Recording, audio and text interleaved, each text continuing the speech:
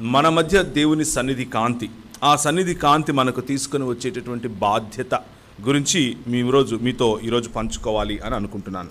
కీర్తనల గ్రంథం 67వ అధ్యాయం 1 నుంచి 2 వరకు ఇశ్రాయేలుగా ఉన్నటువంటి మనకు ఉన్నటువంటి పిలుపు, నూతన ఇశ్రాయేలు అయినటువంటి పిలుపు ఏమిటి అని చూద్దాం. కీర్తనల గ్రంథం 67వ అధ్యాయం 1-2 వచనాలు.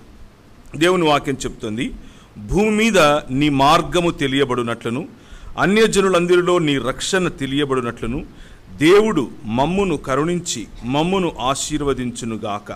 ఆయన తన ముఖకాంతి మా మీద ప్రకాశింపచేయును. ప్రజలందరూ నిన్ను స్తుతించుదురుగాక. న్యాయమును బట్టి నీవు జనములకు తీర్పు తీర్చెదవు. భూమి మీదనున్న జనులను ఏలెదవు. జనములు సంతోషించుచు ఉత్సాహధ్వని చేయుదురుగాక. దేవా, ప్రజలు నిన్ను స్తుతించుదురుగాక. ప్రజలందరూ నిన్ను స్తుతించుదురుగాక. అప్పుడు భూమి దాని ఫలమిచ్చును. దేవుడు మా దేవుడు మమ్మును ఆశీర్వదించును. దేవుడు మమ్మును దీవించును. భూ దిగంత నివాసులందరూ ఆయన యందు భయభక్తులు నిలుపుదురు. ప్రియమైనటువంటి దేవుని బిడలారా, ఈరోజు ఉదయకాల సమయంలో కీర్తనల గ్రంథం 67, అలాగే సంఖ్యాకాండము 6వ వచనం నుంచి దేవుని ముఖకాంతి ప్రకాశింపజేయబడినటువంటి సమాజముకు ఉన్నటువంటి బాధ్యతను ఈరోజు మీకు గుర్తు చేయాలి అని ఆశపడుతున్నాను. కీర్తనలు 67 అధ్యాయంలో ఉన్నటువంటి ఆ మాటలను దశల వారీగా, ఆయన మార్గముల వారీగా దానిని చూసే ప్రయత్నం చేద్దాం. భూమి మీద ఆయన మార్గములు వేరైనవి. భూమి మీద ఆయన అనుకున్నటువంటి పనులు, ఆయన పద్ధతులు వేరైనవి. ఆ పద్ధతులు అనుసరించేవారు, ఆ పద్ధతుల చొప్పున నివసించే జీవన విధానం కలిగిన వారిని ఇశ్రాయేలు అని పిలిచారు. ఆ ఇశ్రాయేలుకు ఉన్నటువంటి ప్రధానమైనటువంటి బాధ్యత ఏమిటి అనంటే, భూ దిగంత నివాసులు కూడా ఆయన వైపుకు తిరగాలి. మన జీవన విధానాలను చూసుకుని దేవుడు మనల్ని కరుణించినప్పుడు, ఆయన ముఖకాంతి మన మీద ప్రకాశింపచేసినప్పుడు ప్రజలు ఆయనను స్తుతించాలి. ప్రజలు భూ దిగంతముల వరకు ఉన్నటువంటి, ద్వీపముల వరకు ఉన్నటువంటి ప్రజలు ఆయన వద్దకు రావాలి అన్నది ఇశ్రాయేలు పట్ల ఆయనకున్నటువంటి ఆకాంక్ష, ఇశ్రాయేలుకు ఆయన ఇచ్చినటువంటి బాధ్యత. ఆ ఇశ్రాయేలు లేకపోతే భౌతికంగా కలిగినటువంటి దేవుడు చేసిన నిబంధన ప్రకారంగా పుట్టినటువంటి అబ్రహాము కుమారుడైనటువంటి యాకోబు కుమారులైన ఇశ్రాయేలు ఎవరైతే ఉన్నారో వారు ఈ ముఖకాంతిని మతరూపకంగా ఆచరించి దీపమును వెలిగించి వారు ఎక్కడ పెట్టారు? కొంచెము కింద పెట్టారు. దాని కారణం చేత వారి జీవితాలు ఎలా అయ్యాయి అన్నవి మనం చూస్తూనే వస్తున్నాం. కానీ దేవుడు వారికి ఇచ్చినటువంటి పిలుపును మీ ముందు ఉంచే ప్రయత్నం చేస్తున్నాను. 27వ కీర్తన 11వ వచనము. యెహోవా, నీ మార్గమును నాకు బోధింపుము. నా కొరకు పొంచియున్న వారిని చూచి సరళమైన మార్గమున నన్ను నడిపింపుము. సరళమైనటువంటి యెహోవా కోరుకున్నటువంటి మార్గములు, ఆయన మార్గములు చాలా సరళములు. ఆయన మార్గములు కేవలము న్యాయము, కరుణ, లేకపోతే కనికరము మరియు దీన మనస్సు వంటి మార్గములు. ఆయన మార్గములు మతపరమైన మార్గములు కాదు సుమా. ఆయన మార్గములు మానవీయమైనవి. దేవుడు మనిషిని మనిషిగా చేశాడు. దేవుడిగా అవ్వాలి అని మనిషి అనుకున్నాడు. కానీ అటు దేవుడు కాలేకపోయాడు, తనకిచ్చిన గురి మనిషి కాలేకపోయాడు. కాబట్టి పశుప్రాయుడయ్యాడు. ఆ పశుప్రాయుడైన మనిషిని మళ్ళీ సంపూర్ణమైన మానవత్వంలోనికి పిలవటమే ఈ మార్గముకున్నటువంటి ప్రధానమైన లక్ష్యం. కానీ ఇశ్రాయేలు బహుశా ఆ మార్గానికి ఉన్నటువంటి విశిష్టతను మర్చిపోయింది అని అనుకోవాలి. యెషయా గ్రంథం 55వ అధ్యాయం. ఈరోజు కొద్దిగా బైబిల్ అటు ఇటు తిప్పాల్సి ఉంటుంది. యెషయా గ్రంథం 55వ అధ్యాయం. దప్పిగొనిన వారలారా నీళ్ల యొద్దకు రండి, రూకలు లేని వారలారా మీరు వచ్చి కొని భోజనము చేయండి. రండి, రూకలు లేకపోయినను ఏమీ ఇవ్వకయే ద్రాక్షారసమును పాలును కొనండి. ఆహారము కాని దాని కొరకు మీరేల రూకలిస్తున్నారు? సంతుష్టి కలుగజేసే దాని కొరకు మీ కష్టార్జితము ఎందుకు వ్యయపరుస్తున్నారు? నా మాట జాగ్రత్తగా ఆలకించి మంచి పదార్థమును భుజించండి. మీ ప్రాణము సారమైన దాని యందు సుఖింపనివ్వండి. చెవి యొగ్గి నా యొద్దకు రండి, దావీదుకు చూపిన శాశ్వత కృప మీకు చూపుతాను. ఇదిగో జనములకు సాక్షిగా అతనిని నియమించాను అంటూ మాట్లాడిన తరువాత, నీవెరుగని జనులు నువ్వు పిలుస్తావు. నిన్నెరుగని జనులు యెహోవా నిన్ను మహిమపరచగా చూచి నీ దేవుడైన యెహోవాను బట్టి, ఇశ్రాయేలు పరిశుద్ధ దేవుని బట్టి నీ యొద్దకు పరుగెత్తుకొని వస్తారు. నా తలంపులు మీ తలంపుల వంటివి కావు. 8వ వచనం, మీ త్రోవలు నా త్రోవలు వంటివి కావు. ఇదే యెహోవా వాక్కు. ఆకాశములు భూమిపైన ఎంత ఎత్తుగా ఉన్నవో మీ మార్గముల కంటే నా మార్గములు, మీ తలంపుల కంటే నా తలంపులు అంత ఎత్తుగా ఉన్నవి. దేవుని ఆలోచనలు, దేవుని మార్గములు, దేవుని తలంపులు, ఆయన ముఖ కాంతిలో జీవించే వారి తలంపులు అలా ఉండాలి. కానీ మనుష్యుల యొక్క తలంపులు, మనుష్యుల యొక్క ఆలోచనలు, మనుష్యులకున్న ప్రాధాన్యతలు, ఆయన ప్రాధాన్యతలను విడిచిపోయి కేవలము మత ప్రాతిపదికన మాత్రమే ఆయన అనుయాయులుగా లేకపోతే ఆయన భక్తులుగా ఉంటే వచ్చే సమస్యలు. ఆదివారం మనం ఎందుకు కలుసుకుంటాం అనంటే, ఇది కేవలం ఒక మత ప్రాతిపదికన కలుసుకునేటటువంటి తంతు కాదు. మిగిలిన వాళ్ళు ఏ విధంగా అయితే, మిగిలిన సమాజాలు ఏ విధంగా అయితే పంతులు క్రింద తంతు చేస్తారో, అలా మనము కూడా మనదైన పద్ధతిలో ఒక పంతులను నియమించుకొని మనము తంతు నడిపించుకుందాం అని అనుకునేందుకు ఆదివారం మనం కలవం. మన పిలుపు వేరు. మన పిలుపు యెహోవా ముఖకాంతి యందు మన జీవితం అంతా జీవించటానికి అవసరమైనటువంటి ఎనర్జీ, అవసరమైనటువంటి ప్రోత్సాహం, అవసరమైనటువంటి పురికొల్పు ఈ ఆదివారం మనం కలిసినప్పుడు పునరుత్థానము చెందిన శరీరముకు ఉండాల్సినటువంటి జీవమును ఒకరితో ఒకరం కలుపుకొని, ఒకరితో ఒకరం పంచుకొని, ఈ లోక మర్యాదను జయించటానికి, ఈ లోక మర్యాదలో ఉన్న పద్ధతులను జయించటానికి బల్లలో చేయి వేసి మనము ఒక్క మానవ శరీరమై ఉన్నాము, ఒక్క నూతన పురుషునిలో భాగమై ఉన్నాము అన్న స్పృహతో బయటకు వెళ్ళి జీవించేందుకు పిలువబడ్డాం. అటువంటి పిలుపును మనం తెలుసుకోవాలి. ఈ లోక మర్యాదలో ఉన్న పిలుపులు చాలా వ్యత్యాసంగా ఉంటాయి. మన ఆలోచనలు ఈ లోక మర్యాదకు తగినట్లుగా గనక క్షీణించిపోతే, దాని విధంగా గనక మనం కృషించిపోతే, లేకపోతే మనల్ని మనం డీహ్యూమనైజ్ చేసుకుంటే, మనం మతపరమైనటువంటి ఇశ్రాయేలు ఏ విధంగా తను వెలగాల్సినటువంటి వెలుగును కొంచెము కింద పెట్టిందో, నూతన ఇశ్రాయేలు అయినటువంటి సంఘము కూడా అటువంటి పొరపాటే చేసే అవకాశం ఉంది. మన రాజు యెహోవా. మన రాజుకున్నటువంటి మార్గములు వేరు. ఆయన రాజ్యమును మనకిచ్చి ఉన్నాడు. చిన్న మంద భయపడకుము, తండ్రికి నీ చేతికి రాజ్యం ఇవ్వటం ఆయన అభీష్టమాయను అని ప్రభువైన యేసుక్రీస్తు మన గురించి చెప్తున్నాడు. అయితే ఆయన మార్గములు మనం తెలుసుకోవాలి. ఈ లోక మర్యాద ఏమిటి అన్న విషయాన్ని కూడా తెలుసుకోవాలి. ఎఫెసీయులకు రాసిన పత్రిక 2వ అధ్యాయము, ఎఫెసీ 2:2, మీరు వాటిని చేయుచు వాయుమండల సంబంధమైన అధిపతిని అనగా అవిధేయులైన వారిని ఇప్పుడు ప్రేరేపించు శక్తికి అధిపతిని అనుసరించి ఈ ప్రపంచ ధర్మము చొప్పున మునుపు నడుచుకున్నారు.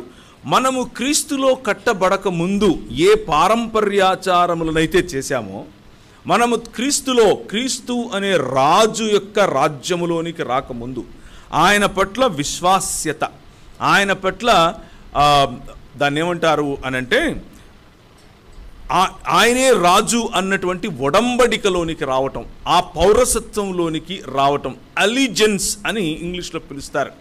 అలిజెన్స్లో రాకముందు ఈ ప్రపంచ ధర్మం చొప్పున, ఈ లోక మర్యాద చొప్పున, ఈ ప్రపంచ ధర్మాన్ని నడిపించే అంధకార సంబంధమైన దురాత్మ సమూహముల యొక్క నడిపింపు చొప్పున మనం బ్రతికే వాళ్ళం.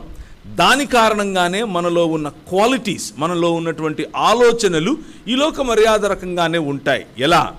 నీకంటే నీ పొరుగువాడిని తక్కువగా చూడటం, నీకంటే నీ పొరుగువాడి పట్ల న్యాయము జరిగించాలన్న ఆలోచన లేకపోవటం, కనికరముతో నీ పొరుగువానితో కలిసి జీవించాలన్న ఆలోచన లేకపోవటం, ఏదో ఒక రకంగా అవతలి వాడిది నీవు సంపాదించాలని, గుంజుకోవాలన్నటువంటి ఆలోచన. ఏదో ఒక రకంగా నీవు నీ బాగు కోసం మాత్రమే ఆలోచించటం, అనగా స్వార్థముతో కూడినటువంటి ఆలోచన విధానాలు, కేవలము నిన్ను సంతృప్తి పరుచుకునేటటువంటి విధానాలు. 2వ కొరింథీయులకు రాసినటువంటి పత్రిక 4వ అధ్యాయం, కొరింథీయులకు రాసిన 2వ పత్రిక 4వ అధ్యాయము 4 నుంచి చూద్దాం. దేవుని స్వరూపి అయ్యున్న క్రీస్తు మహిమ కనబరచు సువార్త ప్రకాశము, దేవుని ముఖ కాంతి అని అన్నాం కదా. ఇప్పుడు ఆ దేవుని స్వరూపమందుండి తన్ను తాను దేవునికి సమానముగా ఉంచుకొనుట విడిచిపెట్టకూడని భాగ్యము అని అనుకోకుండా తన్ను తాను తగ్గించుకొని రిక్తుడై మన మధ్యకు వచ్చినటువంటి ఈ రాజు, the king of this world, the king that represents his father in this world, ఈ ప్రపంచంలో తన తండ్రి పిలుపును, తన తండ్రి చిత్తాన్ని నెరవేర్చడానికి వచ్చినటువంటి ఈ రాజు కనపరిచే సువార్త ప్రకాశము వారికి ప్రకాశించకుండు నిమిత్తము ఈ యుగ సంబంధమైన దేవత అవిశ్వాసులైన వారి మనోనేత్రములకు గ్రుడ్డితనము కలుగచేసెను. అంధకారములో నుండి వెలుగు ప్రకాశించునుగాక అని పలికిన మన దేవుడే తన మహిమను గూర్చిన జ్ఞానమును యేసుక్రీస్తునందు వెల్లడిపరచుచు మా హృదయములలో ప్రకాశించెను. దేవుని ముఖకాంతి ప్రకాశింపచేయటం, దేవుని ముఖకాంతి ప్రకాశించటం అనంటే ఈ లోక మర్యాద చొప్పున మనం గ్రుడ్డివారమై ఉన్నప్పుడు, ఈ లోక మర్యాద చొప్పున దేవుని మార్గములు మనం అర్థం చేసుకోనప్పుడు, ఈ లోక మర్యాదలో ఈ లోక మార్గములే మనకు ఇష్టమైనప్పుడు ఈ సువార్త అనేటటువంటి ప్రకాశము మన హృదయాలలో వెలిగి ఉండాలి. మలాకీ గ్రంథం 4:2లో చెప్పినట్లుగా, అయితే యెహోవా కొరకు ఎదురు చూచే వారిపైన నీతి సూర్యుడు ఉదయిస్తాడు. నీతి సూర్యుడు ఉదయించినప్పుడు అతని రెక్కలు మనకు ఆరోగ్యము కలుగు చేస్తాయి. క్రొవ్విన దూడలు గంతులు వేసినట్లుగా మనం గంతులు వేస్తాం, అలయక మనం సాగిపోతాం అని చెప్పినటువంటి మాట, ఆ నీతి సూర్యుడు ఉదయించాలి ఉదయించాలి ఉదయించాలి అనుకున్న ఆ సమయంలో యేసు క్రీస్తు అనే ఈ వ్యక్తిని గురించిన మర్మము కలిగిన సువార్త, నీవు దేవుని స్వరూపమందు దేవుని పోలిక చొప్పున ఉన్నావు, నీవు ఈ ప్రపంచాన్ని దేవుని ప్రతినిధిగా పరిపాలించటానికి, ఏలటానికి పిలువబడ్డావు. ఆ రాజ్యమును జరిపించటానికి తండ్రి నీ చేతికి ఆ బాధ్యతనిచ్చాడు అని తిరిగి నీకు గుర్తు చేసేటటువంటి సువార్త, బీదలకు సువర్తమానము ప్రకటించే సువార్త, గ్రుడ్డి వారికి కన్నులు కలుగజేసే సువార్త, అణచబడిన వారిని పైకి లేవనెత్తే సువార్త, దుఃఖాక్రాంతులైన వారికి స్తుతి వస్త్రమును ధరింపచేసే సువార్త, చెరలోనున్న వారిని విడిపించే సువార్త. ఈ సువార్త మన హృదయంలో వెలుగుగా ప్రకాశించింది, దేవుని మార్గములను మనకు వెల్లడిపరిచింది. అయితే ప్రియమైనటువంటి దేవుని సంఘమా, ఈరోజు ఆదివారం ఉదయం ఒక చిన్న ప్రశ్న వేస్తాను. ఈ దేవుడు లేకపోతే ఈ రాజు మనపై అధిపతిగా ఉన్నటువంటి యెహోవా మార్గములను మనం తెలుసుకొని నడుస్తున్నామా, లేక ఈ లోక మర్యాద చొప్పున అందరిలో మనం అంటారు కదా బయట గుంపులో గోవింద లాగా మనం కూడా బ్రతుకుతున్నామా అన్నదే ప్రశ్న. ఒక మత సంబంధమైనటువంటి, ఒక మతపరమైనటువంటి సమాజముగా కూడుకుంటూ మిగిలినవన్నీ కూడా ఈ 1-2 గంటలు ఇక్కడ అయిపోగానే బయటికి వెళ్ళగానే మళ్ళీ ఈ లోక మర్యాద చొప్పున ఈ లోకంలో ఉన్న అంధకార సంబంధమైన యుగ దేవత గ్రుడ్డితనము కలుగజేసిన వారు ఏ విధంగా అయితే జీవిస్తారో అలాంటి రోషమే, అలాంటి కోపమే, అలాంటి కనికరము లేనితనమే, అలాంటి ఒక పేదవాడిని చూసినప్పుడు పిల్లికి కూడా బిచ్చం పెట్టినటువంటి జీవితం అని అంటారు, అటువంటి జీవితం కలిగి ఉంటున్నామా అన్న ప్రశ్న మనం వేసుకోవాలి. ఈరోజు ఉదయం నాకు తెలిసినటువంటి కుటుంబం ఒకటి ఉంది. ఆ కుటుంబం మీలో ఎవరి గురించి ఈ విషయం కాదు, ఈ నాకు తెలిసిన ఈ కుటుంబం ఇక్కడిది కాదు, కడపలో ఉన్నటువంటి కుటుంబం. ఆ కుటుంబంలో నాకు తెలిసినంత వరకు వారికి తెలిసిన ఒక 2 పనులు ఏమిటి అనంటే, ఉదయం లేస్తారు, ప్రార్థన చేస్తారు, రాత్రి ప్రార్థన చేస్తారు, పడుకుంటారు. ఆదివారం చక్కగా బైబిల్ పట్టుకొని మందిరానికి వెళతారు, ఆరాధన చేస్తారు, ఇంటికి వస్తారు. వాళ్ళ పేర్లు ఏమిటి, వాళ్ళకు ఎంతమంది పిల్లలు, వారి జీవన విధానం ఏమిటి, వారు ఎలా పొరుగు వారితో మాట్లాడతారు, ఎలా పొరుగు వారితో సంబంధం కలిగి ఉన్నారు అన్నది మాత్రం నాకు వాళ్ళు 15 సంవత్సరాలుగా తెలుసు. నాకు కూడా తెలియదు.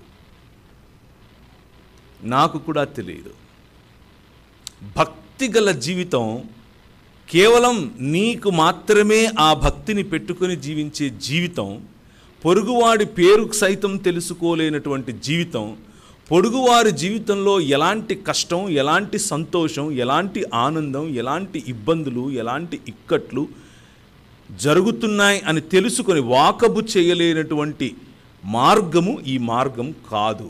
ఈ మార్గం అంత స్వార్థపూరితమైనది కాదు.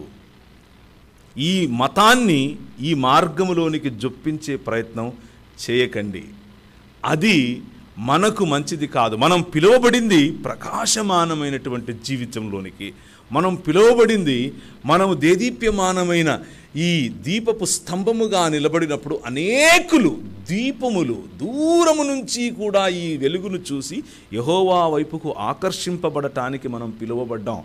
మత ప్రాతిపదికన ఇక్కడ కలవటానికి మాత్రమే కాదు సుమా.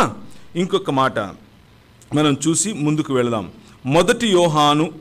మొదటి యోహాను పత్రిక 2వ అధ్యాయం. అపోస్తలుడైన యోహాను రాసినటువంటి మొదటి పత్రిక 2వ అధ్యాయము 15, 16, 17 ఈ 3 వచనాలు చూసే ప్రయత్నం చేద్దాం. చిన్నపిల్లలారా 15, 16 ఈ లోకమునైనను లోకములో ఉన్న వాటినైనను ప్రేమింపకుడి. ఎవడైనను లోకమును ప్రేమించిన ఎడల తండ్రి ప్రేమ వానిలో ఉండదు. లోకములో ఉన్నదంతయు అనగా శరీరాశ, నేత్రాశ, జీవపుండంబము తండ్రి వలన పుట్టినవి కావు.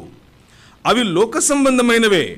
లోకమును దాని ఆశయు గతించిపోవుచున్నాయి, కానీ దేవుని చిత్తమును జరిగించువాడు నిరంతరము నిలుచును. ఈ లోక మర్యాదలో నేత్రాశ ఉంటుంది, అనగా పొరుగువాడిది ఆశించేటటువంటి కన్ను.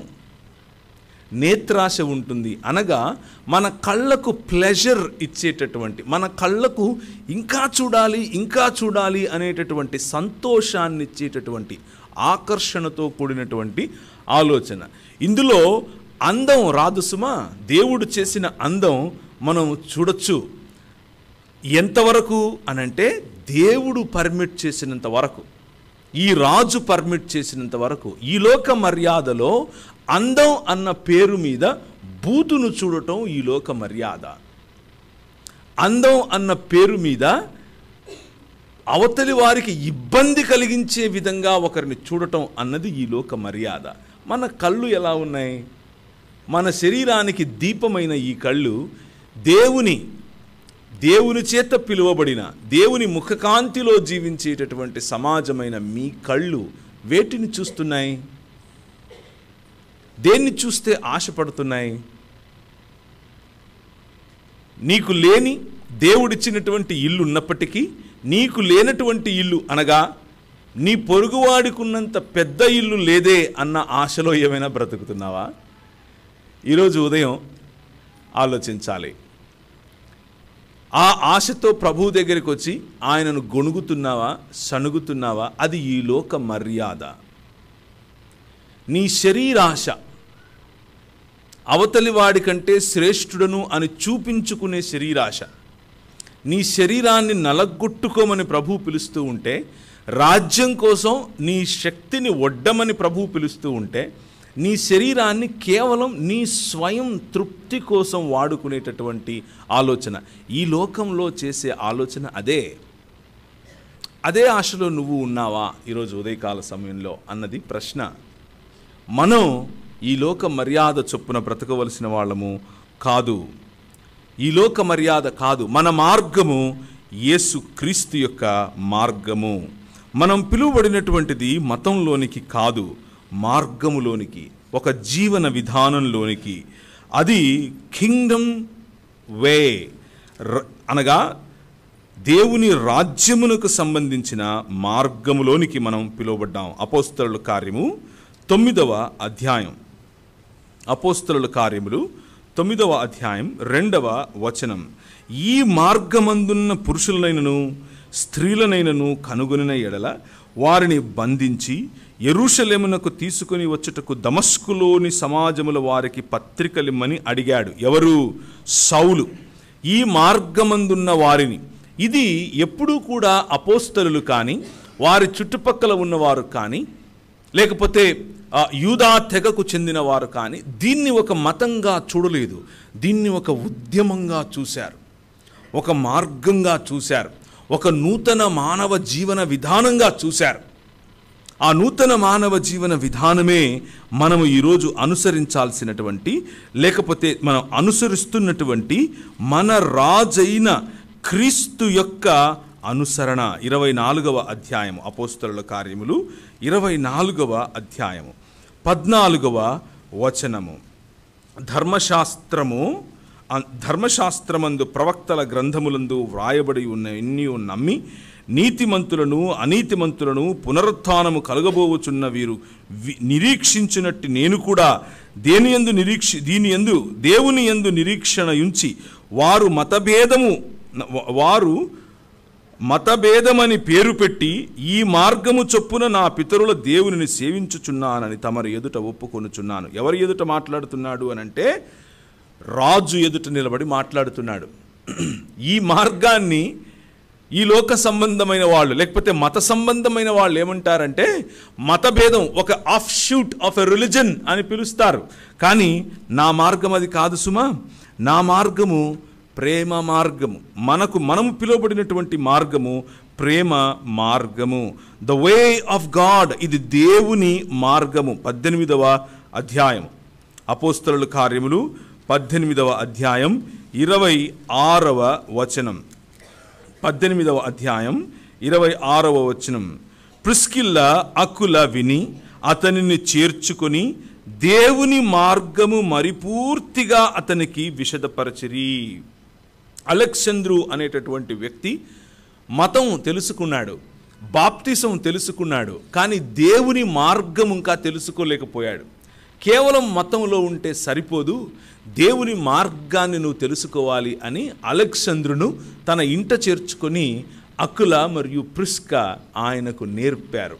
అనేకుల ఎదుట నిలబడి పౌలుతో సమానముగా పరిచర్య చేయగల అలెగ్జాంద్రుకు ఒక సాధారణ కుటుంబం, పౌలుతో కలిసి డేరాలు కుట్టే కుటుంబం తమ ఇళ్లను తెరిచి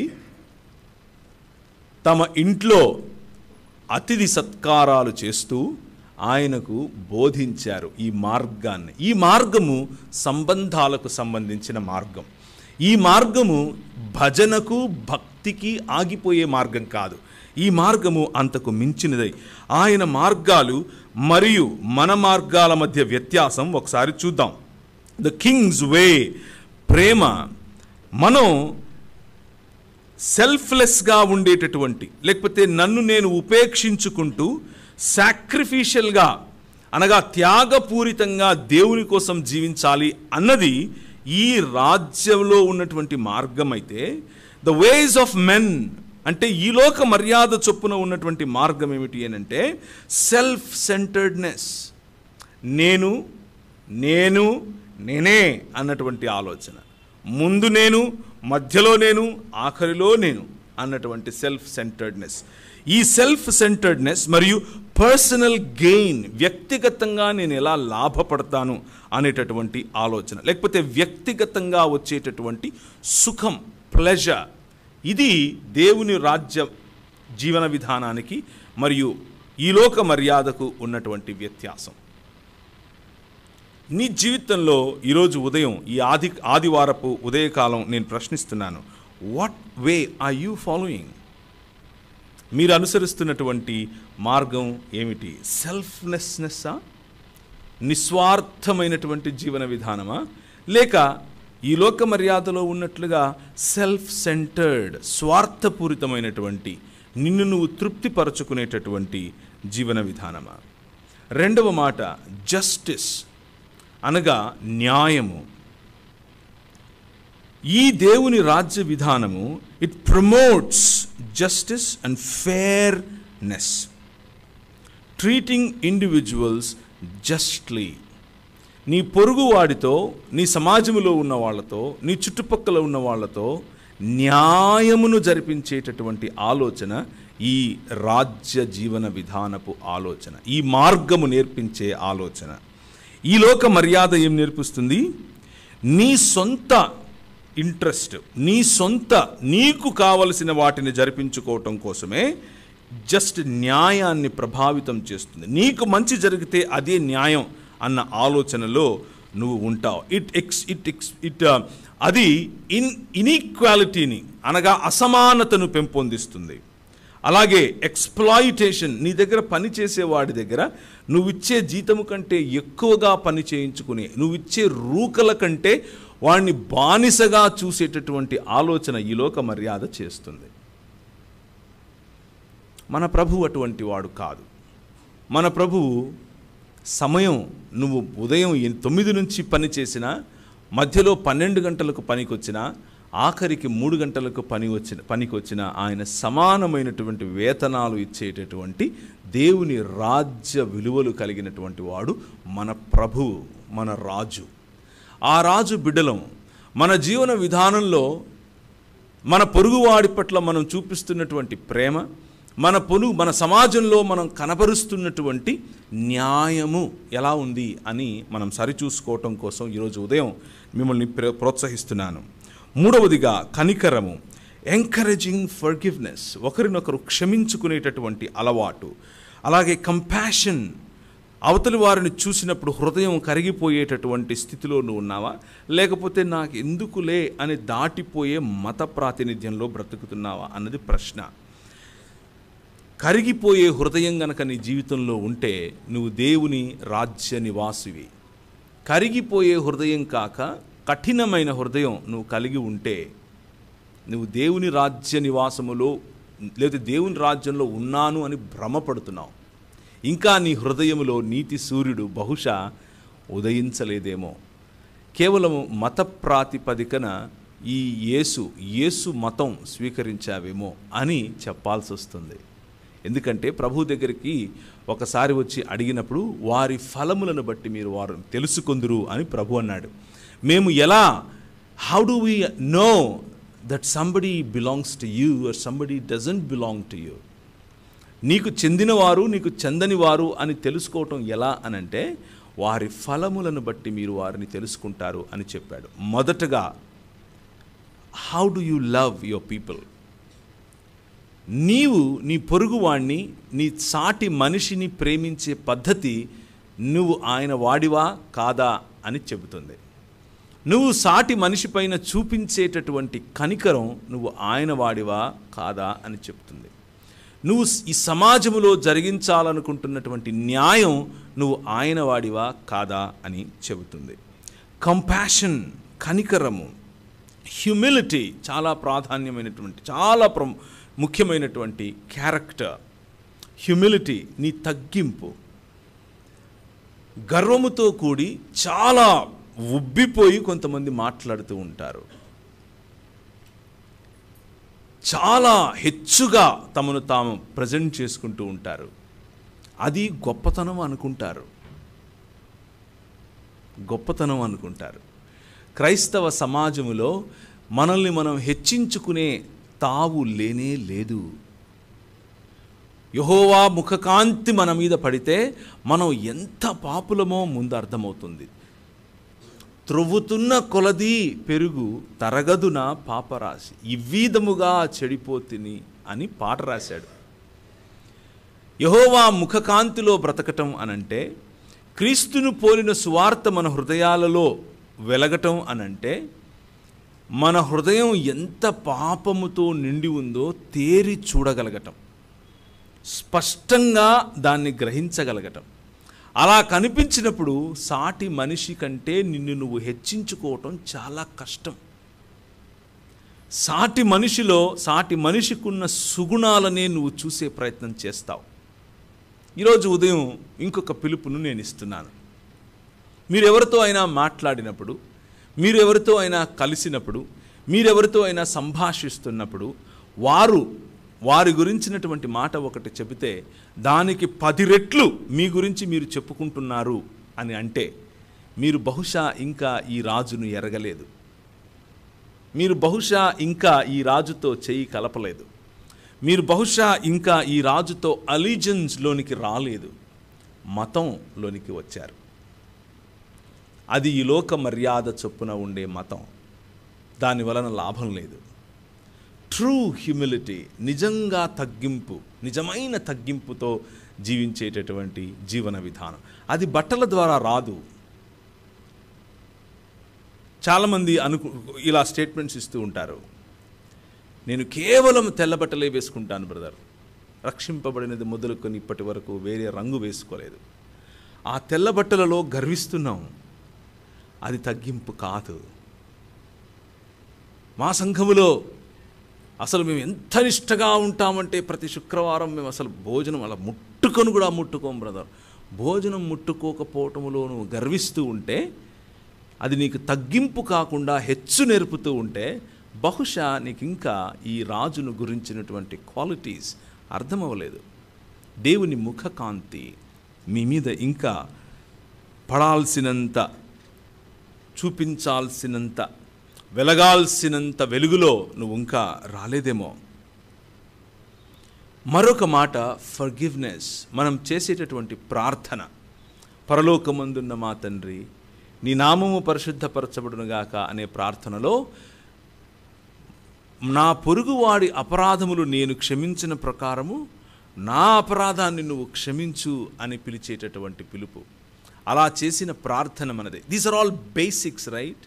ఇవన్నీ కూడా క్రైస్తవ జీవన విధానానికి, లేకపోతే దేవుని రాజ్యపరమైనటువంటి జీవన విధానానికి, ఈ మార్గానికి కనిపించే ఫలములో క్షమాపణ. ఈరోజు ఉదయం ఒక్కసారి గుర్తు తెచ్చుకోండి, మీరు కానుక వేయటానికి ముందు, ఒకవేళ ఈరోజు బల ఇస్తే బలలో పాల్గొనటానికి ముందు, సమాజంలో, సంఘములో ఇంకా నీ మనసులో చేదు ఉంచుకొని ఎవరి గురించైనా ఉంటే, నీ సహోదరుడు, ముఖ్యంగా సమాజంలో, మన క్రైస్తవ సమాజంలో ఉన్నటువంటి నీ సహోదరి, నీ సహోదరుడు, నీ స్నేహితుడు, మీ అమ్మ, మీ నాన్న, మీ చెల్లి, మీ అక్క, మీ తమ్ముడు, ఇంకా ఎవరైనా నీ హృదయంలో అటువంటి చేదు భావన, ఇంకా క్షమించలేనటువంటి హృదయం గనక మీకు ఉంటే, ఈరోజు ఉదయం ఒక్కసారి దాని గురించి ఆలోచించండి. What if the lord takes the same stand? మీకు ప్రతిగా, మీకు వ్యతిరేకంగా ప్రభువు అదే పద్ధతిని పాటిస్తే మన బ్రతుకులు ఏమవుతాయి అని ఒక్కసారి ఆలోచించండి. Forgiveness is the centre of this Kingdom. ఈ రాజ్యానికి ఉన్నటువంటి కేంద్రం క్షమాపణ. నన్ను క్షమించండి అని అడగటానికి నీకు మనసు రాలేదు అని అంటే, నన్ను క్షమించండి, నేను తప్పు అని ఒప్పుకునే, ఒకవేళ నీవు తప్పు చేయకపోయినప్పటికీ నన్ను క్షమించు అని అడిగేంత దీన మనస్సు నీలో లేకపోతే, నా వయస్సెంత, నేనెంత, నా పదవేంటి, నేనేంటి, నా అంతస్తేంటి, నువ్వేంటి, నా సంపాదన ఏంటి, నువ్వేంటి, నా హోదా ఏంటి, నువ్వేంటి, నేను క్షమించమని అడగటమా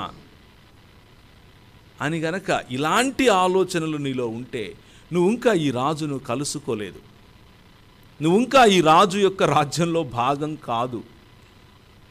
let me very clearly state this to you. నన్ను క్షమించు అని అడగటానికి దమ్ము కావాలి. నీకంటే చిన్నవాడితో, నీకంటే తక్కువ అనుభవం ఉన్నవాడితో, నీకంటే పెద్దగా చదువుకోని వాడితో, నీకంటే పెద్దగా ఉన్నత స్థాయి లేని వారితో సైతం నిన్ను నువ్వు తగ్గించుకొని I'm sorry brother, I'm sorry sister అని చెప్పలేకపోతే, అటువంటి హృదయం నీకు లేకపోతే, the Lord today, or the Lord this morning is asking you to practice it. పునరుత్థానము కలిగిన సమాజానికి ఉండాల్సినటువంటి క్వాలిటీ క్షమాపణ అడగటం, అలాగే క్షమించటం. క్యారిటన్ బూ గారు ఒకసారి ఇలా అన్నారు, నన్ను, నా సమాజాన్ని ఏ జర్మన్ సమాజం అయితే యూదురాలు క్యాంప్స్లో వేసి జుట్టు పీకి గ్యాస్ వదిలి మరీ మమ్మల్ని చంపారో, అటువంటి సమాజానికి చెందినటువంటి ఒక వ్యక్తి మా నాన్నగారిని మా ఇంట్లో ఉన్న వాళ్ళను ఒకరికి తర్వాత ఒకరిని నా కళ్ళ ముందే ఎవరైతే చంపారో అతను వచ్చి ఒకరోజు ఐఎమ్ సారీ అని చెప్పాడు. కానీ నేను ఆయన్ని క్షమించలేకపోయాను. నా కళ్ళ ముందే మా ఇంటి వాళ్లను అలా చిత్రహింసలతో చంపినటువంటి, అలా చంపటం దేవునికి నేను చేస్తున్న పరిచర్య అని భావించాడు. సమాజానికి లేకపోతే మానవతకు నేను చేస్తున్న గొప్ప సేవ ఇది అని భావించాడు. కానీ తెలుసుకున్న తర్వాత వచ్చి నన్ను క్షమించు అని అడిగితే ఆమె క్షమించలేకపోయింది. ఒకసారి టీవీ ఇంటర్వ్యూలో ఆమె కూర్చుని మాట్లాడుతూ అంది, ఆయనను నేను క్షమించనన్ని రోజులు నిజానికి బందీలో ఉన్నది ఆయన కాదు, నేనే, చెరసాలలో ఉన్నది నేనే అని చెప్పింది. నేను ఏ రోజైతే ఆయనను మనస్ఫూర్తిగా క్షమించానో ఆ రోజు నేను విడుదల పొందాను అని చెప్పింది. నువ్వు క్షమించలేకపోతే నిజానికి చెరసాలలో ఉన్నది నువ్వు క్షమించలేని వాడు కాదు, క్షమించలేని నీ హృదయమే. మన హృదయములో సువార్త అనేటటువంటి ఈ మర్మము యొక్క వెలుగు గనక వెలిగితే క్షమాపణ అన్నది దొర్లాలి, క్షమాపణ అన్నది పొర్లి పారాలి, క్షమాపణ అన్నది మనల్ని ముంచెత్తాలి. అలాగే జెనరాసిటీ, ధారాళముగా ఇచ్చేటటువంటి మనస్సు. ధారాళముగా ఇవ్వటం గురించి మాట్లాడుతున్నాడు అనంటే, జోసెఫ్ బెన్నీ గారు కీ ఇచ్చారు ఈయనకి. ఇంకా ఎక్కువ ఇక్కడ దాన్ని ఏమంటారు, విరాళాలు వేయండి, కానుకలు వేయండి అని పొరపాటున అనుకుండారు. ఆయన నాకు ఏమీ చెప్పలేదు, నేను ఆయన అసలు మాట్లాడుకోలేదు ఉదయం నుండి. నేను రాత్రంతా డ్రైవ్ చేసి పొద్దున 6:30కు ఇక్కడికి వచ్చాను. ధారాళముగా ఇవ్వటం అనంటే కేవలం సమాజ మందిరంలో లేకపోతే సంఘంలో, సంఘ ఆరాధన క్రమంలో ఇచ్చేదో లేకపోతే 10వ వంతు ఇచ్చేదో దాని గురించి మాత్రమే నేను మాట్లాడలేదు. అది చాలా ముఖ్యం, ఇవ్వాలి, చెయ్యాలి, సమాజానికి సంబంధించినటువంటి ఖర్చు భరించాలి. ఇది కూడా జనరాసిటీలో భాగమే. అలాగే దానితో పాటుగా నీ హృదయానికి నొప్పి కలిగేంతగా నీ పొరుగు వాడికి ఇవ్వగలవా అనేదే ప్రశ్న. ఇది లోకమర్యాద కాదు. లోకమర్యాదలో పొరుగువాడి నుంచి దోచుకోవటం ఉంటుంది. లోకమర్యాదలో పొరుగువాడి నుంచి ఎంత సంపాదించాలా అన్న ఆలోచన ఉంటుంది. రాజ్య మర్యాద పొరుగువాడిని ఆశీర్వదించేదిగా ఉంటుంది. తెలిసి తెలియక ఈ చేతితో చేసింది ఈ చేతికి తెలియనట్లుగా ఇవ్వటం ధారాళత్వం. నీవు ఒకసారి ఇలాంటి సమాజ మందిరంలోనే ఒక ఆయనకున్నటువంటి మతపరమైన శ్రేష్టమైన బట్టలు వేసుకుని ఇలా దాన్ని ఏమంటారు పళ్ళెం తీసుకుని అందులో ఆయన ఇవ్వాలనుకున్నటువంటి కానుకలన్నీ వేసుకుని వచ్చి అందరికీ చూపిస్తూ ఇలా ఇలా ఇలా వేశాడు, చూసారా అని. ఇంకొక ఆమె ముడతలు పడినటువంటి శరీరం, వంగిపోయిన శరీరం, కృంగిపోయినటువంటి వయస్సు, ఇక రేపో ఎల్లుండో వెళ్ళిపోతుంది అనుకుంటున్నటువంటి వ్యక్తి దూరం నుంచి మెల్లిమెల్లిగా నడుచుకుంటూ వచ్చి ఆమె దగ్గర ఉన్న ఆ అర్ధాన వేసింది. ప్రభువు ఆమెను చూసి అన్నాడు, అతను వేశాడు, ఈమె వేసింది, కానీ ఈమె వేసిన కానుక నాకు ప్రియము. ఇది అంగీకరించబడుతుంది. ధారాళత్వం అన్నది, జనరాసిటీ అన్నది ప్రజలకు చూపించుకోవటానికి చేసేది కాదు. ప్రజల దగ్గర మెప్పు పొందటానికి కాదు. ప్రజల దగ్గర నీ భక్తి చాటుకోవటానికి కాదు. సమాజములో నీ బాధ్యతను చూపించుకోవటానికి, నీ బాధ్యతను చూపించుకోవటానికి కాదు, బాధ్యతను నిర్వర్తించటానికి. ఈ చేయి చేస్తే ఈ చేయికి తెలియకుండా చేసేటటువంటి జెనరాసిటీ, ఆ జెనరాసిటీ ధారాళంగా ఇచ్చే మనస్సు. ఈరోజు ఉదయం మళ్ళీ ఒకసారి ప్రశ్నిస్తాను. ఈ దేవుని రాజ్యం, ఈ దేవుని రాజ్య వారసులైనటువంటి మీరు ఈ రాజ్య విలువలలో జీవించే ప్రయత్నం, అటువంటి పరిపక్వత వైపుకు నడిచే ప్రయత్నం, సంఘంలో జరిగే కార్యక్రమాలు, సంఘంలో జరిగేటటువంటి పనులు, సంఘమునికి ఉన్నటువంటి బాధ్యతలు, అనాథలు, పేదలు, విధవరాండ్రు, పరదేశులు, కష్టములో ఉన్నవారు, కోర్టుల చుట్టూ తిరుగుతున్నటువంటి వారు ఎంతమంది ఒకవేళ మన సమాజంలో ఉంటారో ఒక్కసారి తేరి చూస్తే, అలా కళ్ళు తెరిచి చూస్తే మీకు కనిపిస్తారు. వారు క్రైస్తవులే అయి ఉండక్కర్లేదు సుమా, వాళ్ళు మీ కులానికి చెందిన వాళ్ళే అయి ఉండక్కర్లేదు సుమా. ఎక్కడి వారైనా, ఏ భాష మాట్లాడేవారైనా మీ ధారాళత్వం చూపించటానికి అర్హులే. మన దేశంలో ఎన్నడూ లేనట్లుగా స్త్రీలను నగ్నంగా చేసి ఊరేగిస్తూ ఉన్నారు. తలలు తీసి ఇంటికి ముందు, గుమ్మముల ముందు కట్టి వెళ్ళిపోతున్నారు.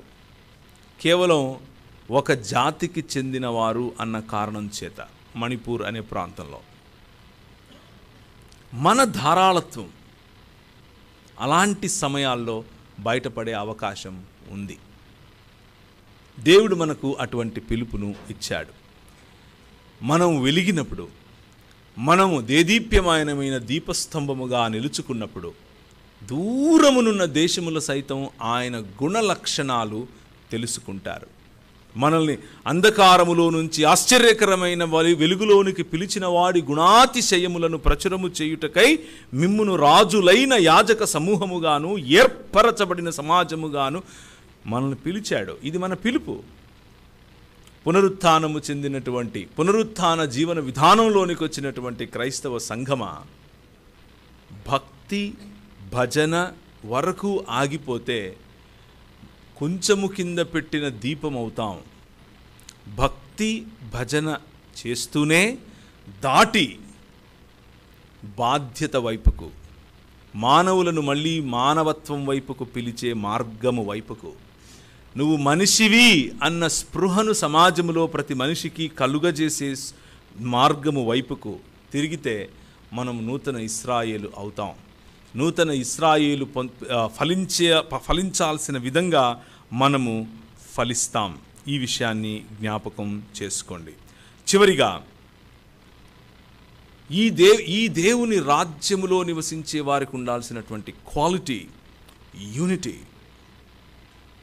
అండ్ లవ్ ఫర్ తోటి క్రైస్తవుని పట్ల, తోటి రాజ్య నివాసి పట్ల, తోటి రాజ్య పౌరుని పట్ల, తోటి రాజ్య పౌరునితో నీకుండాల్సినటువంటి అన్యోన్యమైన సంబంధం.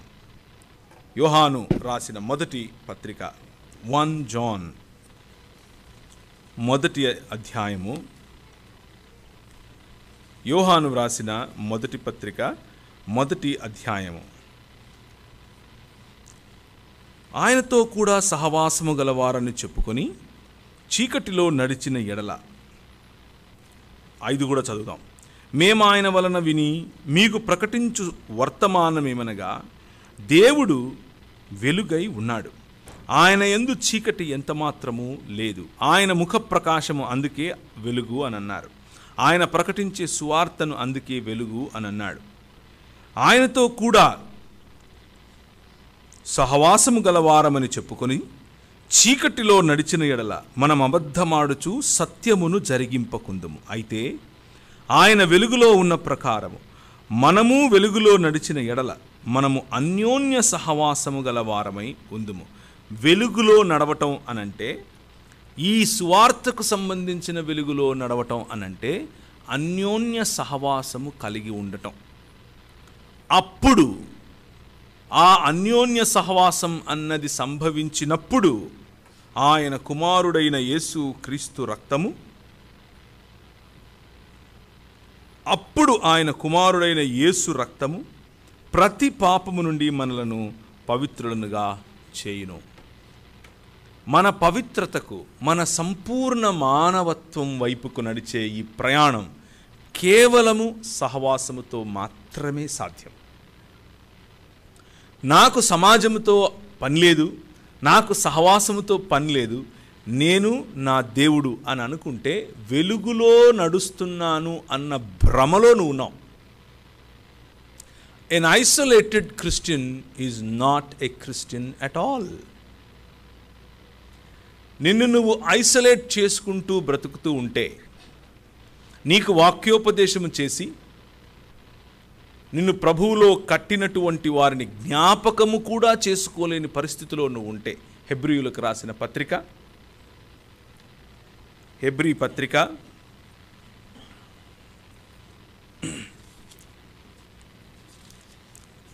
మనము కలుస్తూ ఉన్నప్పుడల్లా, మనము దేవుని వాక్యాన్ని ధ్యానిస్తూ ఉన్నప్పుడల్లా మనము జ్ఞాపకం చేసుకోవాల్సింది 13వ అధ్యాయం 7వ వచనం.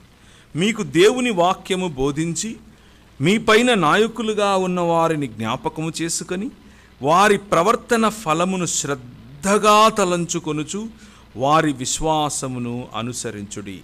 యేసుక్రీస్తు నిన్న నేడు ఒక్కటే రీతిగా ఉన్నాడు. ఆయన రక్తము మనలను పరిశుద్ధపరచాలి, పవిత్రపరచాలి అనంటే సహవాసం ఎంత ముఖ్యమో, యేసుక్రీస్తు మీ పట్ల ఇటువంటి హృదయం కలిగి ఉండాలి అనంటే మీకు అనగా నిన్న నేడు ఏకరీతిగా ప్రజలను గమనించేటటువంటి హృదయం కలిగిన వాడే ఉన్నాడు కనుక మీ పట్ల మీకు వాక్యోపదేశం చేసిన వారిని జ్ఞాపకం చేసుకోండి అని అంటున్నాడు. జ్ఞాపకం చేసుకోండి అని అంటున్నాడు. నీ సాటి క్రైస్తవుడు, నీకు వాక్యోపదేశం చేసినటువంటి నీ సంఘ పెద్ద, నీ సంఘ నాయకుడు దూరము నుంచి నువ్వెక్కడో బాధలో, ఎక్కడో ఒంటరితనంలో ఉన్నప్పుడు సైతం ఫోన్ చేసి నీకు కొన్ని మంచి మాటలు చెప్పే మీ అన్న, మీ తమ్ముడు, నీకు సాంత్వననిచ్చే నీ చెల్లి, నీ అక్క, మీ అమ్మ, నీ జీవితంలో వాక్యం అనేటటువంటి విత్తనము నాటినటువంటి వారిని మరిచిపోతే, వారు చేసిన ఆ ప్రయత్నాన్ని మర్చిపోతే, జ్ఞాపకం చేసుకోకపోతే మనం సహవాసాన్ని ఎలా ఎంజాయ్ చేస్తాము? మనం సహవాసంలో ఎలా కట్టబడతాము? ఏదో ఒక మాట ఎప్పుడో అన్నారని, ఏదో కొంచెం మనస్పర్ధలు వచ్చాయని ఈ సహవాసం, ఈ లోక మర్యాద చొప్పున ప్రవర్తిస్తే, నేను రెగ్యులర్గా పలు ప్రాంతాలకు నన్ను పిలుస్తూ ఉంటారు, పలు ప్రాంతాలకు నేను వెళుతూ కూడా ఉంటాను. ఆ వెళ్ళే క్రమంలో చాలా వింటాను. కూర్చుని కాఫీ తాగేటప్పుడు, భోజనం పెడితే తినేటప్పుడు వచ్చే చాలా సందర్భాలలో వచ్చేటటువంటి మాటలు నేను వింటూ ఉంటాను, ఇంటిని గమనిస్తాను. అప్పుడప్పుడు పండుగ వాతావరణంలో పిలుస్తారు, ఇంటికి వెళతాను. అమ్మేది అని అడిగితే అత్తగారు వస్తారు, అమ్మ ఉండదు. పండుగ జరుగుతోంది, పక్కింటికి పలావు పెట్టి పంపిస్తాం, కానీ అమ్మని ఇంట్లోకి తీసుకొని రావాలంటే తీసుకురాలేం. ఎదురింటి వాళ్లకు అరిసెలు పంపిస్తాం, కానీ అత్త లోపలికి వస్తే ఒప్పుకోం.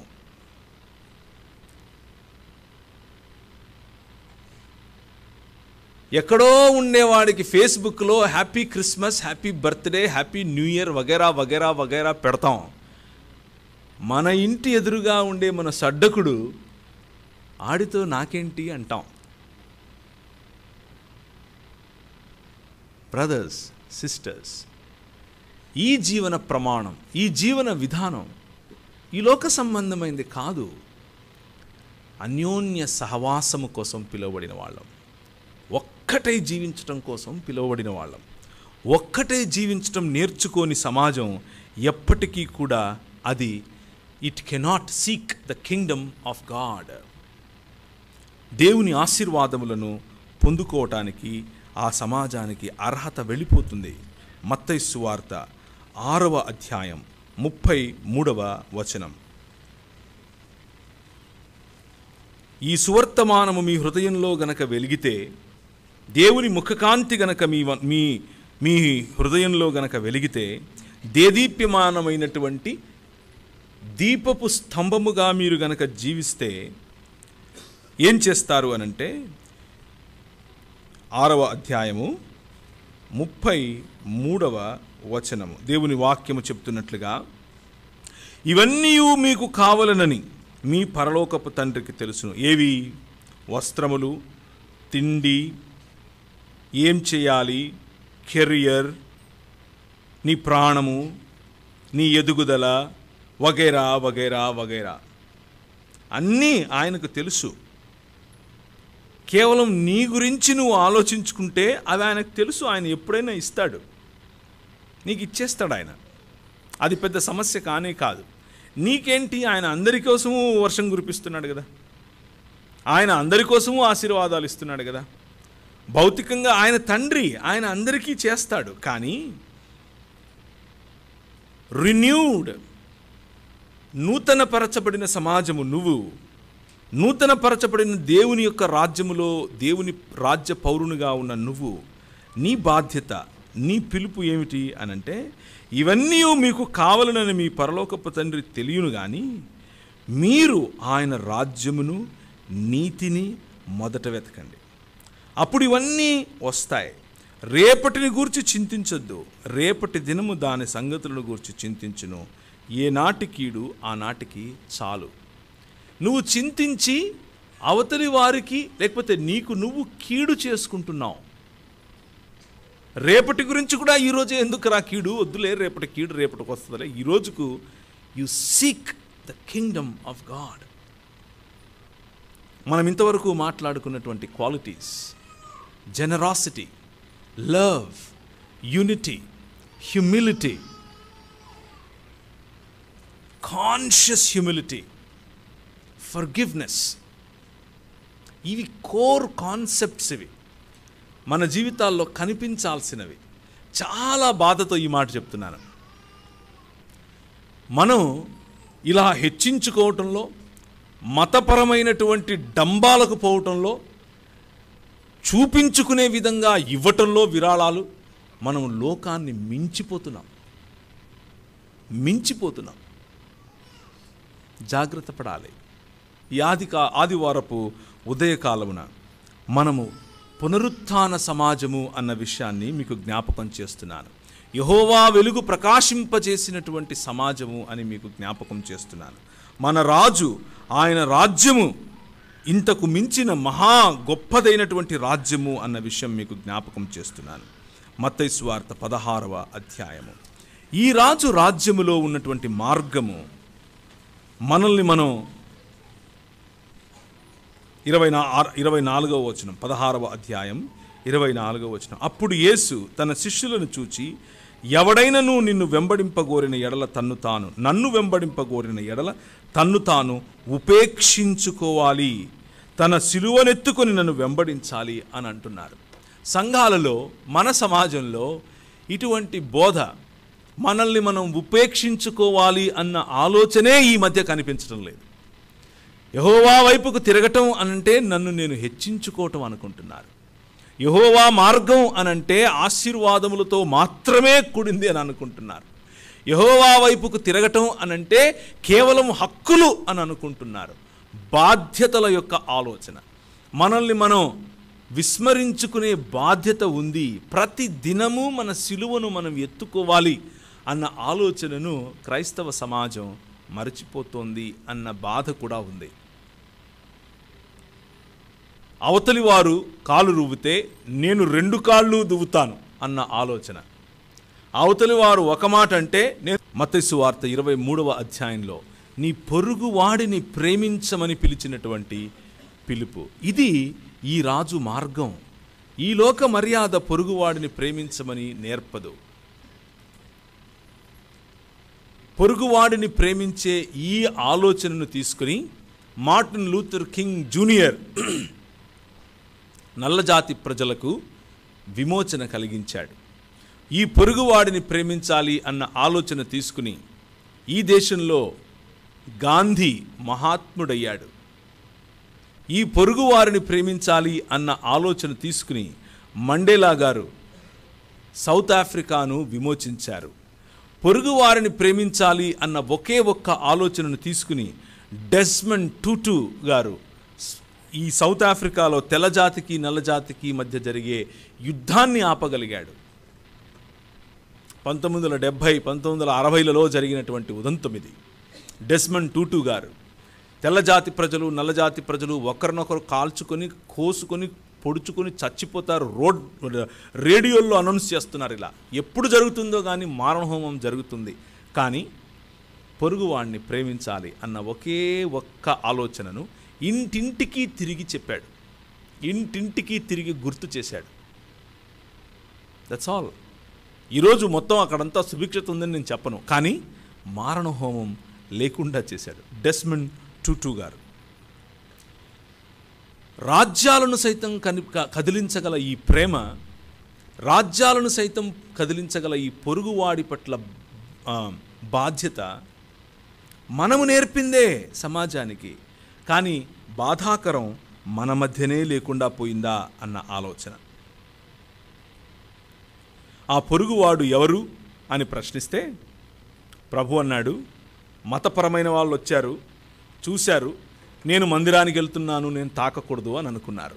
I'm too busy in gospel work, I'm too busy, నా కమ్యూనిటీ పనిలో నేను చాలా బిజీ. నా కమ్యూనిటీకి చెందినోడు కాదు వీడెవడో. కానీ సమరయుడు చూశాడు. పొరుగువాడు అని అంటే సమరయునికి అర్థమైంది కూడా ఒక్కొక్కసారి మతంలో ఉన్న మనకు అర్థం కాదు. మన ప్రాధాన్యతలు మనిషి కాదు, మన ప్రాధాన్యతలు ఇంకేవో ఉంటే మనం ఈ రాజ్య సంబంధమైన విలువలలో జీవించేవారం కాదు అని మరొకసారి గుర్తు చేస్తున్నాను. Let us come and unite our hearts. Let us come and unite with be attitudes. ధన్యత్వమును గురించినటువంటి ప్రభు మత్తయి సువార్త 5వ అధ్యాయంలో మనకు చెప్తాడు. ధన్యుడు ధన్యుడు ధన్యులు ధన్యులు. ఆ బియాటిట్యూడ్స్ ఒక్కసారి మళ్ళీ నెమరు వేసుకునే ప్రయత్నం చేయండి. ఆ బియాటిట్యూడ్స్లో దూరముగా ఉండగానే ఒకరు తిరిగి వస్తున్నారు అంటే తండ్రి ఎలా పరిగెట్టుకుంటూ వెళ్ళి వాడి మెడ మీద పడి ముద్దు పెట్టి మరి ఆయనను కౌగిలించుకున్నాడు. అలాంటి తండ్రి హృదయం ఈ రాజ్యమును వెతికే వారికి అటువంటి హృదయం ఉండాలి. కేవలం మన సంఘ నాయకులకు మాత్రమే తండ్రి హృదయం దేవుడు ఇచ్చాడు, అది ఆయన పని. నేను నా జీవితంలో నా జీవన విధానంలో నేను బ్రతుకుతాను. ఎవరికోసమైనా సమయం వెచ్చించాలి అని అంటే ఆయన వెచ్చిస్తాడు, సహాయం చేయాలి అంటే ఆయన చేస్తాడు, చేరదీయాలి అని అంటే ఆయన తీస్తాడు, అంతా ఆయన చేస్తాడు అని అనుకుంటే మతంలో బ్రతుకుతున్నట్లు. కానీ నేను నా సంఘం, నా సమాజం, నా ప్రాంతం, నా రాష్ట్రం, నా దేశం అన్న ఆలోచనలోకి వస్తే ఆశీర్వాదకరంగా మనం ఉంటాం. మళ్ళీ ఒకసారి యెషయా గ్రంథం వైపుకు వెళదాం. మనం చదివినటువంటి వాక్య భాగం, దప్పికొనిన వాళ్ళు నీళ్ల యొద్దకు వస్తారు, నీవు నీళ్ళిచ్చేటటువంటి నదివై ఉండాలి. రూకలు లేని వారలారా మీరు వచ్చి కొని భోజనం చేయండి. రూకలు లేకపోయినను ఏమీయు ఇవ్వకవే ద్రాక్షారసమును పాలను కొనుడి. అలాంటి ప్రొవిజన్ ఇచ్చే సమాజం ఈ సమాజం. చెవియొగ్గి ఆయన మనల్ని పిలుస్తున్నాడు, చెవియొగ్గి నా యొద్దకు రండి. నా మార్గాలు మీ మార్గాల కంటే, నా తలంపులు మీ తలంపుల కంటే, నా త్రోవలు మీ త్రోవల కంటే వ్యత్యాసం భిన్నంగా ఉన్నాయి. ఆ త్రోవలు భిన్నంగా ఉన్నప్పుడు ఆయన ఏమన్నాడు అనంటే, నా నోటు నుండి వచ్చు వచనము అలాగే ఉంటుంది. ఎలా ఉంటుంది? వర్షము హిమమును ఆకాశము నుండి వచ్చి అక్కడికి ఎలాగో మరలక భూమిని తడిపి విత్తువానికి విత్తనమును భుజించు వారికి ఆహారమును కలుగుటకై అది చిగుర్చి వర్ధిల్లినట్లు చేయునో, అలాగే నా నోటు నుండి వచ్చు వచనము ఉండును. నిష్ఫలముగా నా యుద్ధకు రాదు, అది నాకు అనుకూలమైన దానిని నెరవేరుస్తుంది, నేను పంపిన కార్యమును సఫలం చేస్తుంది. ఆయన భుజముల మీద రాజ్యభారముండును అన్న మాట ఆయన స్థాపించిన రాజ్యములో ఆయన భుజములైనటువంటి మనమే. ఆయన వాక్యము యొక్క ఫలము, నేను వీరికి నీ వాక్యము నిశ్చితిని, నీ వాక్యమునందు ప్రతిష్ఠ చేయుచున్న ప్రత్యక్షపరచితిని, ప్రతిష్ఠించితిని అని యోహాను 17లో ఈ వాక్యము అనేటటువంటి ఆది నుండి ఉన్న దేవుని వద్ద ఉన్న దేవుడై ఉన్న వాక్యమే ప్రార్థిస్తూ నీ గురించి ఆయన అన్నాడు, నీవు నన్ను ఈ లోకంలోకి ఎలా పంపావో నేను వీరిని అలాగే పంపుతున్నాను అని అన్నాడు. దప్పిగొనిన వాళ్లకు దాహము తీర్చే సమాజము, కనికరము చూపించే సమాజము, ప్రేమ పంచే సమాజము, హెచ్చుకుపోకుండా తగ్గించుకునే సమాజము, క్షమాపణనిచ్చే సమాజము, దేవుని రాజ్య విలువలతో కూడినటువంటి ఈ మార్గములో నడిచే సమాజము.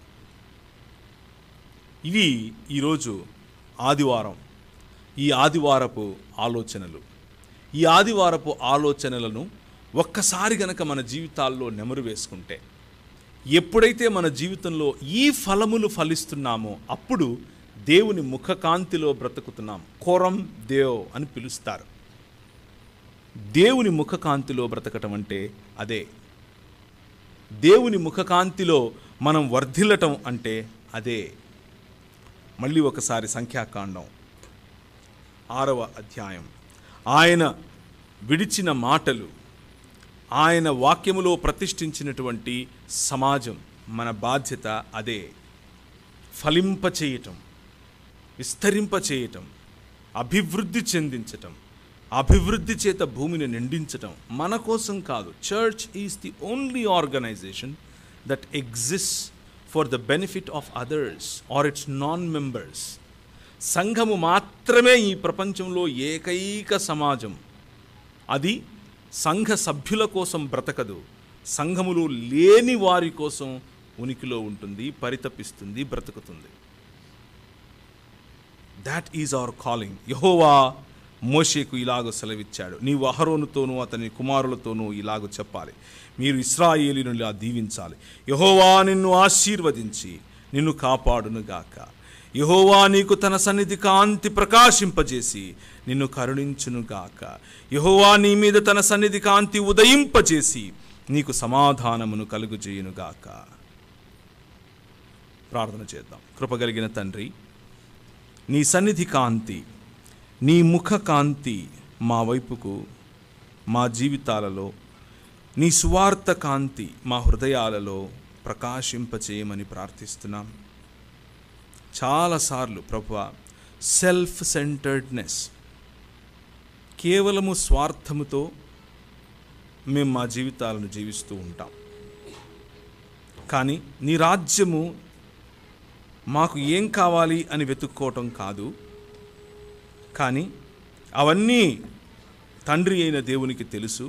కానీ నీ రాజ్యమును వెతికితే, నీ నీతిని వెతికితే, నీ ముఖ కాంతిలో జీవించాలన్న కోరిక బలంగా కలిగితే, ప్రేమ, కనికరము, న్యాయము, తగ్గింపు, పరులను ఆశీర్వదించటం, పొరుగువాడిని ఆశీర్వదించటం, ధారాళముగా ఇవ్వటం వంటి అనేకమైన సుగుణాలు, నీ రాజ్య సుగుణాలు, వాటిని పాటించటానికి, ఆ మార్గములలో నడవటానికి, మా సొంత మార్గములు, ఈ లోక మర్యాదకు సంబంధించిన మార్గములలో బ్రతకకుండా యెహోవాకు సంబంధించిన మార్గములలో బ్రతకటానికి ఈ ఉదయకాలం మీ ముఖకాంతి మాపై ప్రకాశించునుగాక. నీ సన్నిధి కాంతి మాపై ఉదయించునుగాక. మేము దీపపు స్తంభముల వలె జీవించుదుముగాక. మీరు మమ్మను అలాగూ ఆశీర్వదించమని చిన్ని ప్రార్థన యేసు నామమున ప్రార్థిస్తున్నాం తండ్రి. ఆమెన్.